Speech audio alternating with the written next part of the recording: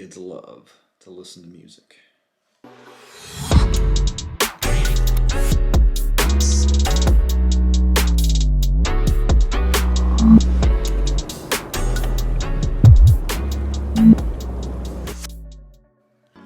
What's up, everybody?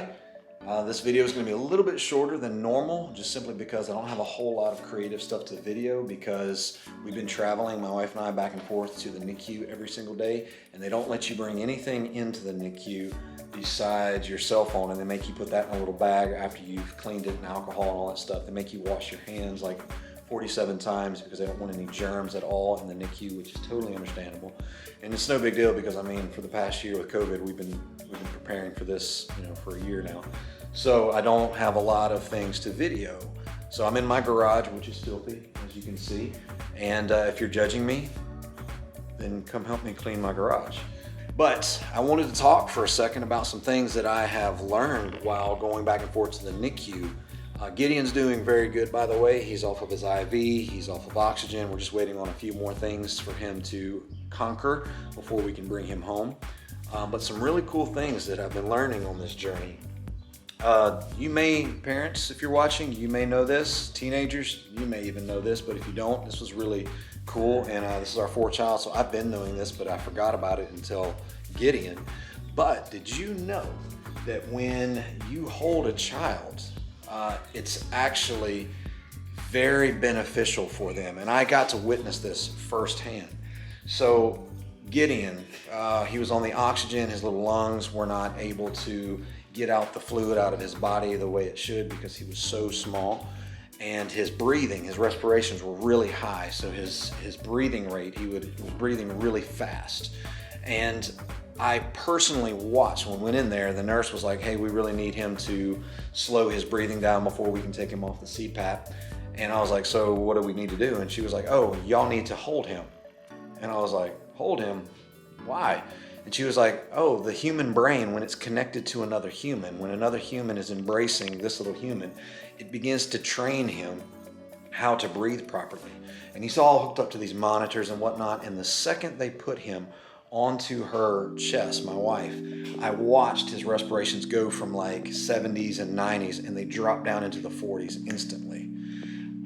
There's so many health benefits. Just go and Google it. Go and Google the health benefits of being held, of being nurtured, of being touched. The physical touch that is involved with parents and children is mind-blowing what it does. In fact, I read a statistic before this vlog just a moment ago that the mortality rate within orphanages of babies not being held is like 30 to 40% higher than the average family group because they're not being held.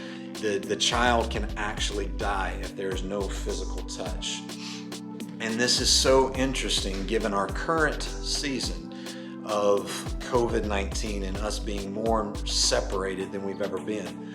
And I know that there's a lot of laws, I know there's a lot of things saying you can't be within 6 feet, but what I want to encourage somebody watching to do right now, pick up your phone and FaceTime. Emotionally reach out and touch somebody. Just create a habit randomly. This is a personal habit I'm trying to foster in 2021. Just pick up the phone and FaceTime somebody and have that face-to-face interaction. Tell them with your actual voice, not a text message, tell them with your actual voice, with your face on their screen, how much you miss them, how much you love them, how much you're thinking about them. Your family group, the people you're living in the house with. Go and hug your brother or sister. Go and just wrap your arms around your mom and dad for no reason, just because you love them. Go and embrace a relative, somebody that you are allowed to go and actually physically touch. If you're not scared to death at all, if somebody has already gotten COVID, you've already gotten COVID, go and wrap your arms around them.